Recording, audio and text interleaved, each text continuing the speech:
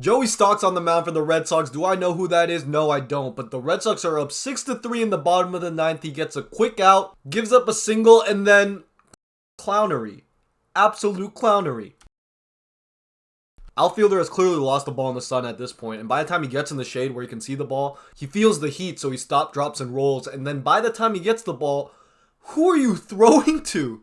My Little League team played better than this. But speaking of Little Leaguers, a Little League coach would probably chew up the Braves too right now. Dude hits the ball, isn't hustling out of the box, but then look at this dude. He thinks it's an auto out, so he just goes back to looking at his phone. The base runner also thinks this is an auto out, so he's running back to first, and then he starts running to second, and then the guy at first is like, okay, I might as well start running too, and I don't know what's going on here. I think the first baseman was trying to play cutoff to home instead of trailing the runner to second. I think. But it doesn't stop there, guys. Doesn't stop there. Second baseman. I understand. You're trying to get the short off. But why with the bare hand? The runner's like not even on the screen at this point. I'm pretty sure if you field out with your glove and then you transfer and make a toss, I'm pretty sure he's still out.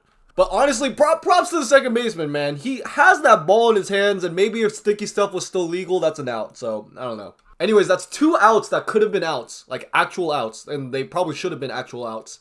And if they were actual outs, then this next part wouldn't have happened. And if it didn't happen, then I wouldn't have to sit here on a Saturday and have to make this video. So, walk, 6-6, game's tied, stock is down like Bitcoin. New pitcher comes in, gets a strikeout, and so now we got 2 outs, bases loaded, game's tied, bottom of the ninth, and this is where the fun stuff happens. Up to bat for the Braves, we have Conley, aka not Mike Conley. Now he takes the ball and watch his feet. That's all we're going to do this at bat. Just watch his feet.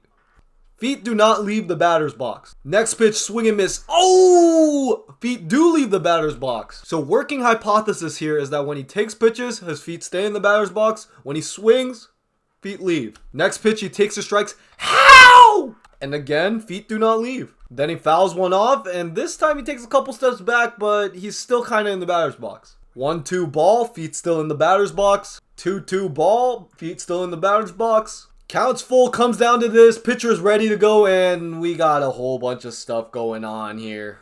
First, we got the umpire, who is not pointing towards the base, as in, go take your base. He's pointing at the batter, not Mike Conley. Why? Well, because he's about to call him out. Now, Mike Conley thinks that this is an auto ball. Why? We'll get to that in a second, but because he thinks this is ball 4, he's walking to first base because he thinks he just won the game for them. Now, if you're new to baseball this season, then you might be wondering, how is this either a ball or a strike when no pitch has been thrown? Well, it's because we got this thing called a pitch clock now. And a batter and a pitcher have to work based on the pitch clock. Now, the rule is the hitter not only has to be in the batter's box, but has to be looking up and aware and basically be ready to take a pitch by the time the clock hits 8 seconds left. Now, as you can see, by the time the clock hits 8 seconds, he is not looking ready, but his feet are in the batter's box. Too bad it doesn't matter, bro. Since the batter isn't ready, this is ruled an automatic strike, and in this case, it also happens to be the last strike of the game because, well, it's the bottom of the 9th inning, and they don't play extra innings, and this is the 3rd strike in the 3rd out of the bottom of the 9th inning. Now, one thing to note is that by the time the clock is at 7 seconds, the catcher's not ready, pitcher's not really ready, and based on these context clues, if I had to make a guess,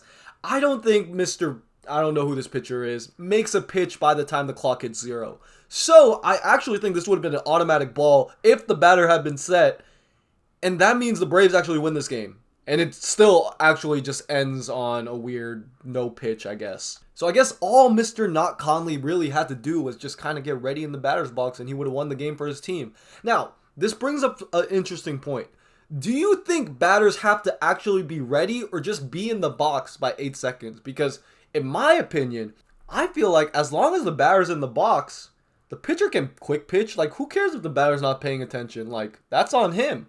But again, like, this might be like a safety thing because if like the batter's not looking and not paying attention, and I don't know, let's say the pitcher just has really, really bad control like anyone on the Padres. If he throws something up and in and that hits someone who's not looking, like that could be really, really bad. So, I don't know. Anyways, let's just end with the lady. Woo!